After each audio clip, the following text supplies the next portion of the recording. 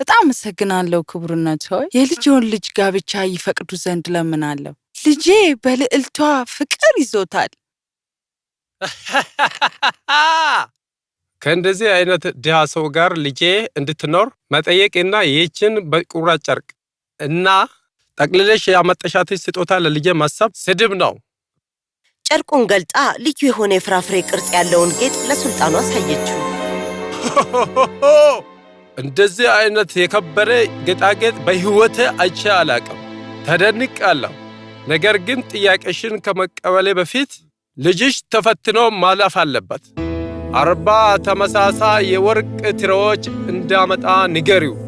ሲያመጣ 2 ውድ ልብስ የለበሱ ባሪያዎች ትሬውን ይሸከሙ። እሺ ጌታዬ። እናትየው ወደ ቤት ሄዳ ሱልጣኑ የሰጠውን ቅድመ ሁኔታ ተናገረች። አትጨነቂ። አላዲን ኩራዙን